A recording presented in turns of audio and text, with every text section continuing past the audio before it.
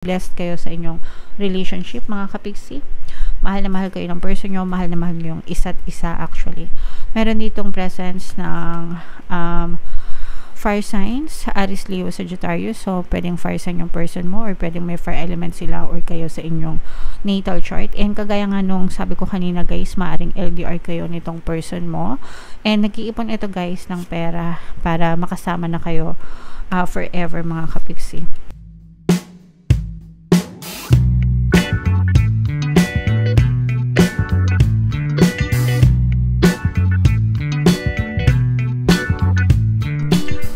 Hello guys, hello Sagittarius, welcome back to Pinoy Pixie Tarot. Ang pamagat ng episode natin for tonight is Love Life Kapalaran para ngayong July para sa Sagittarius, Sun, Moon, Rising, Sign, and Venus. General reading lang guys, pwedeng mag-resonate, pwedeng hindi, pwedeng positive, pwedeng negative, pwedeng ma-pick up yung energy nyo, pwedeng ma-pick up yung energy ng person nyo guys. Roles can be reversed if in case hindi kayo naka-resonate dito. Try nyo panoorin yung video dun sa zodiac sign ng person yung mga kapiksi, baka maka-resonate kayo doon. So, unahin natin tong deck na to guys. Tingnan natin yung maaaring maka-influence sa love life nyo. So, meron ditong blonde female energy guys. Pwedeng he-she yung relationship nyo. Pwedeng she-she. Pwedeng energy nyo to guys. Pwedeng energy ng person nyo. Blonde female, no? Ibig sabihin may kulay yung buhok. Pwedeng natural na kulay, mga kapiksi, or pwedeng nagpakulay or nagpapakulay ng buhok. Pero dito guys, nakikita natin na super nice, super ganda. Meron kayong chance na mag-travel nitong person mo. Parang vacation, especially kung family na kayo na may mga anak, mga kapiksi. So, maaaring kasama nyo din yung mga anak nyo during travel. This is a true love connection, as in maganda talaga yung connection nyo with this person guys, and maayos din yung communication nyo ng person mo. Pwedeng LDR din kayo guys, pero kung LDR kayo, parang nag-iipon ng pera itong person mo para makauwi sa inyo or para makasama ka, mga kapiksi. Nag-iipon siya ng pera para mag-travel papunta sa'yo, para makasama ka guys. Pero itong pagsasama na to, kung hindi pa kayo nagsasama guys, parang feeling ko nag-iipon ito para magkasama na kayo for life. Okay? Yung tipong uuwi na hindi na maghihiwalay ulit. Okay? So, yeah. Comment down below, Sagittarius, if feeling nyo naka-resonate kayo dyan. Tingnan natin tong connection nyo guys. Shuffle ko to. Habang sinushuffle ko to, panoorin nyo muna yung video natin regarding sa ating paano mag-manifest ng abundance video course. Kapiksi, sawa ka na ba sa mga struggles at hirap sa buhay mo? Masipag ka ba at masikap sa buhay ngunit hindi ka pa rin umaasenso? Ilang beses ka na bang nag-attempt mag-negosyo at mag-invest pero palagi ka pa rin nalulugi? Sa pagkakataon na ito ay maaaring may subconscious beliefs ka na nagiging balakid sa iyong pag-unlad at pagyaman. Introducing, paano mag-manifest ng abundance video course. Dito ay matututunan mo ma-overcome ang mga balakid mo para tuluyan ka ng umunlad, umasenso, sumagana, maging matagumpay, successful at maswerte sa iyong kabuhayan, pera, trabaho, negosyo sa lapi at kaperahan ng bonggang-bongga. Dali, mag-send na ng email sa pinoypixie@gmail.com at simulan na ang iyong pagyaman ngayon. Alright, so sa lahat ng gusto mag-avail ng course guys, mag-avail na kayo, sobrang ganda niyan. 20% discount tayo guys until June 30, napakalaki ng discount, napakaganda ng course. And meron din tayong bagong course guys, paano mawala ang third party at magkaroon ng harmonious na relationship. So, 30% discount naman yan guys until June 30, kaya i-avail nyo na guys, sobrang ganda.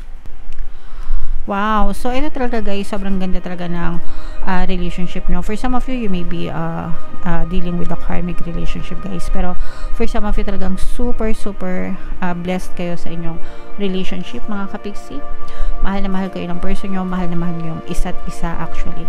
Meron ditong presence ng fire signs, Aries, Leo, Sagittarius. So, pwedeng fire sign yung person mo or pwedeng may fire element sila or kayo sa inyong natal chart. And kagaya nga nung sabi ko kanina guys, maaring LDR kayo nitong person mo. And nag-iipon ito guys ng pera para makasama na kayo forever, mga kapiksi. Pero, eto guys, super blessed kayo sa inyong relationship, mga kapiksi. Kumbaga, may guidance, no? Especially kung palagi yung pinagdadasal yung inyong person. And itong person mo guys, hindi niya na makita yung sarili niya sa ibang tao. Hindi niya nakikita na yung sarili niya na kasama yung ibang tao, kundi kayo. Ikaw ang tahanan niya, ikaw ang home niya. You are his or her home. Ikaw ang mahal niya. In short, mga kapigsi.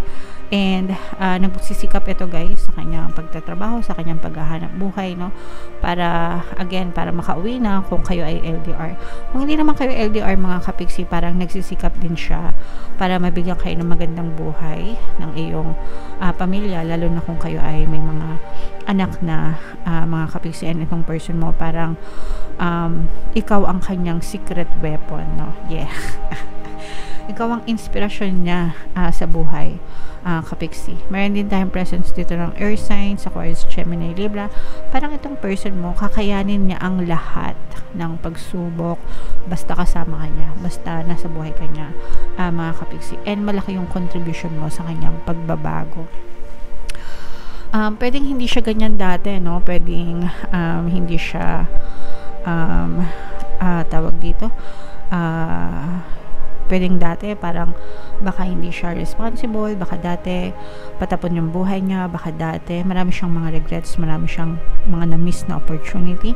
Tsaka ano to guys, itong person mo parang mababa yung low low self-esteem niya, low self-esteem siya, mababa yung confidence niya sa sarili niya. Pero simula nung dumating ka, parang ikaw yung nag-enlighten sa kanya, nagbigay sa kanya ng encouragement. Itong person mo guys, meron siyang takot, no? This person has fears of rejection and abandonment. Pwedeng nung mga bata sila or bata siya, baka iniwan ito, pwedeng iniwan siya, pwedeng abandon siya ng kanyang parents, baka pinaampon or pinamigay sa mga tiyahin, ganyan, or pinaampon, ganyan, inabandon na. Meron itong fear of rejection, mga kapigsi, and fear of abandonment. Kaya ito mabait and nagsisikap and responsible kasi ayaw niyang ma-experience ng mga anak nyo, or ayaw niyang ma-experience mo yung naranasan niya, yung na-experience niya. Naghahanap ito talaga ng pamilya, ng love and care na magmamahal talaga sa kanya. And nakita niya yun sa'yo. Kaya nga sabi ko sa'yo guys, ikaw ang kanyang safe haven, no? Ikaw ang kanyang tahanan. Ikaw ang kanyang home. Wala na siyang hinahanap na iba pa. And gusto nito parang pang forever yung inyong relationship, mga kapigsi. Okay? So, comment down below guys if naka-resonate kayo. Sana maka-resonate kayo kasi maganda yung love energy nyo. So, kailangan nito ng aruga guys. Medyo sensitive itong person nyo. Ano siya? Mahilig mag-nega, overthink, no? Dahil yun sa kanyang mga past trauma. So, tingnan natin. Ito yung mga love advice para sa inyo, Sagittarius. Difficulties, ito guys. This is more on them, guys, no? Jealousies. Yan. Jealousies from others may serve as obstacles to the success of this connection. Baka napapansin mo na masyadong siloso or silosa yung person mo dahil yun sa kanyang insecurities, inferiority complex, kasi nga meron siyang fear of abandonment. Parang palagi niyang iniisip na hindi siya enough para sa'yo, na baka mas makakita ka ng somebody na mas deserve mo, or somebody na mas magaling sa kanya, mas angat sa kanya, ganyan. Takot nga ito guys na iwanan nyo siya, no? So, kailangan dito iparamdam sa kanya na safe kayo and secure kayo dun sa relationship, especially sila. So, you have to explain that to them na ikaw lang, walang iba, wag mo na akong pagdudahan. Ganon. Okay? Alright, ang haba ng hair nyo, Sagittarius. Be present sa inyong situation palagi. No? You will attract love by enjoying your life as it is. Wherever you are, be all there. Kung ano man yung meron kayo sa inyong relationship right now, be present in that moment. Especially na maganda yung nangyayari sa relationship nyo. Kailangan balik-balikan nyo yan para yan ang paulit-ulit na mangyari. Huwag kayo mag-entertain ng kahit anong kanegahan guys sa relationship nyo kung gusto nyo magkaroon ng harmonious na relationship forever. And especially dito sa iyong person, no, you have to be there for them.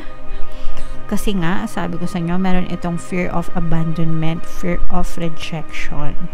So, parang in short, medyo praning, medyo paranoid yung person nyo, mga kapiksi. So, it is important for them to feel safe and secured sa inyong relationship. So, kailangan mong iparamdam yun sa kanila, kapiksi. Be present, be there for them. Okay?